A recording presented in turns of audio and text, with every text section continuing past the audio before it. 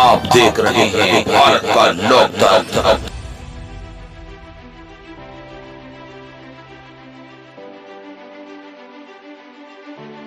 भारतीय पत्रकार संघ की जिले की कार्यकारिणी की दूसरी बैठक का लक्सर क्षेत्र के नेशनल इंस्टीट्यूट ऑफ में बैठक का आयोजन किया गया। भारतीय पत्रकार संघ की बैठक में सभी पत्रकार बंधुओं ने भाग लिया और बैठक में सभी पत्रकार बंधुओं ने अपने अपने विचारों को रखा और कुछ विभिन्न प्रकार के विशेष रूप से मुद्दों पर भी चर्चा हुई। और भारतीय पत्रकार संघ के पद अधिकारियों ने कहा कि कोरोना काल में हम पत्रकारों के जीवन की सबसे बड़ी कहानी है, क्योंकि हम पत्रकारों ने अपनी जान हथेली पर रखकर अपने देशवासियों को उन खबरों से रूबरू कराते रहे और संपादन का दायित्व निभाते रहे। पर ऐसी परिस्थिति में हम पत्रकार आर्थिक स्थिति से जूझ रहे हैं, पर आज तक भी सरकार वह योजनाएं हम पत्रकारों को नहीं मिल पा रही हैं, जिसमें कि अब भारतीय पत्रकार संघ हम पत्रकारों के साथ कंधे से कंधा मिलाकर चलेगा और भारत सरकार हम पत्रकारों के लिए भी योजनाओं की मांग करे और पत्रकारों पर कवरेज के दौरान हो रहे झूठे मुकदमों को लेकर भी भारत सरकार से कानून बनाने की मांग करेगा, जिससे कि भविष्य में किसी भी पत्रकार को झूठे मुकदमे में न फंसाया जाए और पत्रकारों के ऊपर अत्याचार न किया जाए। जो पत्रकारों के ऊपर कवरेज के दौरान अत्याचार करेगा उस पर सख्त से सख्त कानूनी कार्रवाई की जाए। अब भारत सरकार से पत्रकारों के हित में कानून बनाने के लिए भारतीय पत्रकार संघ मांग करेगा तथा भविष्य में पत्रकारों के ऊपर कोई अत्याचार न हो और तथा पत्रकार के साथ सड़क पर जाते समय कोई दुर्घटना हो जाती है तो भारतीय पत्रकार संघ पत्रकारों के लिए भारत सरकार से 5 लाख रुपए दुर्घटना बीमा दिलवाने के लिए भी सरकार से मांग करेगा, जिसमें मुद्दों को मुख्य रूप से चर्चा में शामिल किया जाएगा।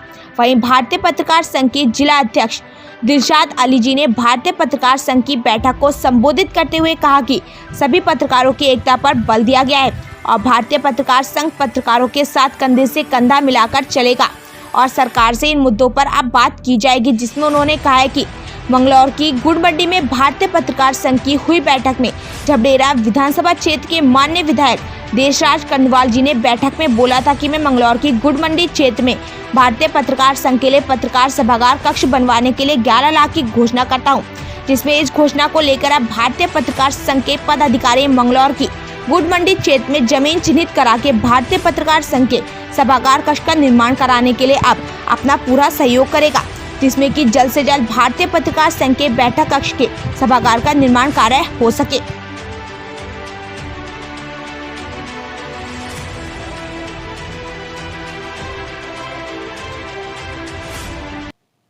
गोदाम में लगभग अभी 1 लाख कुंटल चीनी रखने की व्यवस्था हम पर हो सकती है, इसको किया जाएगा। शेष चीनी अभी इस महीने की बिक्री है और आगे आगामी हर माह बिक्री 60-70 हज़ार कुंटल 80 हज़ार कुंटल यदि होती है तो हमको 1 से 1.5 लाख कुंटल तक के रखने की जगह और आवश्यकता होगी। इसके लिए टेम्परेरी गोदाम बनाने की परमिशन मांगी गई है और उसकी व्यवस्था उस हिसाब से की जाए। सर, किसानों द्वारा चीनी मिल गोदाम क्या किए हैं सर, क्या मामला सर? जी सर, चीनी मिल गोदाम क्या किए हैं सर? किसान अपने गन्ना भुगतान के संदर्भ में मिलने आए थे और चीनी का स्टॉक देखना चाह रहे थे। तो चीनी का स्टॉक देखने के लगभग हमारे पास 5 लाख कुंटल चीनी है इस वक्त। 18-19 की 370 कुंटल के आसपास है, 19-20 की लगभग 1 लाख कुंटल, 1 लाख से नीचे हो गई है और 20-21 की भी 3,90,000 कुंटल के आसपास है। इस चीनी का स्टॉक चीनी की बिक्री कम होने के कारण भुगतान में आ रही बाधाओं के सिलसिले में बात करने आए थे।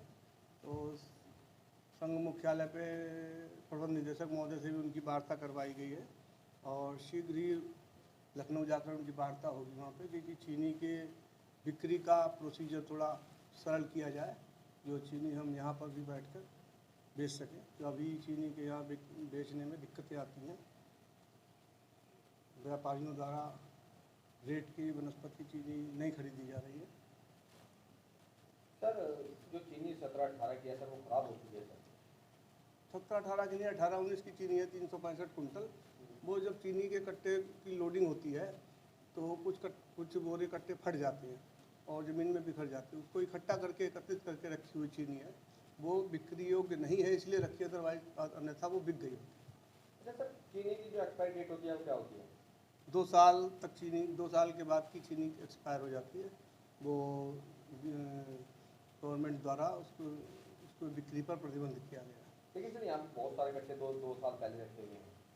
नहीं 18, 19, 19, 20 के कट्टे हैं अभी, तो 18, 19, 19, 20 अभी बिक्री योग्य है।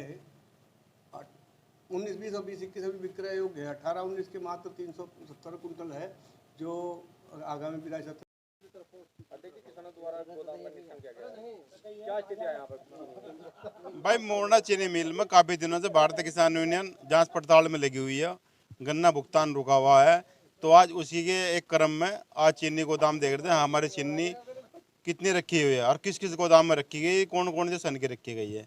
तो जहाँ मैं खड़ा हूँ आज 18, 19 की चीनी है। 18 की चीनी रखी जो कागजों में ऑन रिकॉर्ड दिखाई, हमें कट्टे पर 17 भी दिखाई दे रहा, पर इनकी बात हम मान रहे हैं। आज 40 करोड़ रुपए की चीनी हमारी 2018 की थी मील के हिसाब से। 15-20 करोड़ हम ब्याज दे चुके हैं और चीनी की आज ये हालत है कि आज ये चीनी से कोई कुत्ता क्या कोई कीड़ा भी नहीं खाने को तैयार, इसमें कीड़े पैदा हो रहे हैं। तो हम सरकार की व्यवस्था पर और मोरना मिल की व्यवस्था पर सवाल उठा रहे कि गलत नीति के कारण यहाँ का किसान पिछता जा रहा, हमारा मोरना चीनी मिल कर्जे में दबता जा रहा और समय पर किसानों को भुगतान नहीं हो पा रहा। तो हम आपको आपके माध्यम से यही उत्तर प्रदेश सरकार को यह अवगत कराना चाह रहा है कि आपकी गलत नीति के कारण किसान भी कर्जे में होता जा रहा और मोरना चीनी मिल भी लगता जा रहा। एक दिन यह आएगा कि हमारा मोरना चीनी मिल भी बर्बाद हो जाएगा और यहाँ के क्षेत्र का किसान भी बर्बाद हो जाएगा। जेम साहब का कहना है कि चीनी बेच के पैसा देंगे, लेकिन इस चीनी को कैसे बेच पाएंगे जेम साहब? नहीं, जीएम साहब तो कह रहे भाई मेरे हाथ है नहीं, जो भी मामला चल रहा चीनी बेचने का फेडरेशन को है, लखनऊ से बिकती है। मैं तो एक यहाँ माध्यम हूँ, मेरे हाथ में यहाँ कुछ नहीं है। हम ही आपने 25 तारीख में एक धरना प्रदर्शन किया था, हमने ये मांग करी थी कि चीनी बेचने की परमिशन लोकल स्तर पे जीएम साहब को, डीजो साहब को करके, डीएम स्तर के दोनों अधिकारियों को करके चीनी बेचने की परमिशन नहीं दी जा। हमारी चीनी साल के साल में बेची जा, ना कि उस पर हम किसान बैंकों को कर्जा देते चले जाएँ। इतने रुपए की हमारा माल रखा हुआ, हम अपना माल नहीं बेच रहे और बैंकों को हम कर्जा देते जा रहे।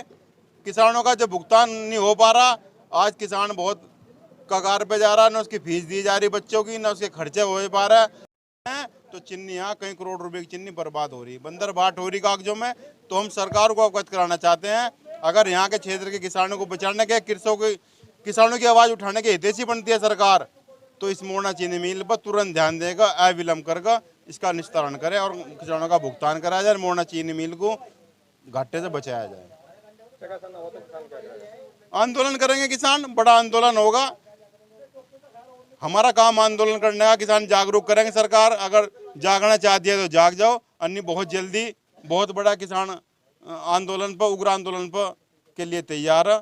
उसकी जल्दी अगर कोई समाधान ना हुआ तो जल्दी हम क्षेत्र के किसानों से बात करके एक बहुत बड़ा आंदोलन रखा जाएगा यहाँ। अच्छा, लखीमपुर में भी आंदोलन कर रहे थे किसान, वहाँ पे भी सरकार द्वारा घटना की गई है। बहुत बड़ी बर्बरता आपने देखी होगी कि निहत्थे किसानों पर शांतिपूर्ण तरीके से, पीसफुल तरीके से जो आंदोलन कर रहे थे, उन पर एक बीजेपी का मंत्री का बेटा अपनी कार जबरदस्ती पीछे से चढ़ा रहा। तो ये कौन सी सरकार की तानाशाही आपको दिखाई दे रहा होगी। 4-5 किसान वहाँ शहीद हो गए, एक हमारा पत्रकार साथी भी जो घायल हुआ था, लेकिन उसे बाद में ले जाकर उसको गोली लगेगी। इसकी भी संदिग्ध जांच होनी चाहिए और हमारी जो अभी मांग चल रही है उस पर भी सरकार को ध्यान देना पड़ेगा। नहीं तो हम ये कह रहे हैं कि 2022 के चुनाव में सरकार को इसका जवाब देंगे। किसानों द्वारा मिल गोदाम का निरीक्षण किया गया, क्या है मामला पूरा? आप देख रहे गोदाम में चीनी सड़ रही 17-18 की, कट्टे पर सन भी लिख रहा 2017-18 की चीनी सड़ रही। दरअसल मालिक हो जीएम, ये सब किसी की लापरवाही तो है नहीं, मोरना मिल जीएम की लापरवाही है। वो क्या कर रहा, क्या देख रहा। किसान कहीं भी जाओ, कहीं डूब मरो, कोई मतलब नहीं। किसानों का पेमेंट नहीं हो रहा, चीनी बेचनी रही है पुरानी। तो क्यों चीनी बेच पा रहे? भाई ये चीनी बेचने में इन्हें दिक्कत आ रहा है।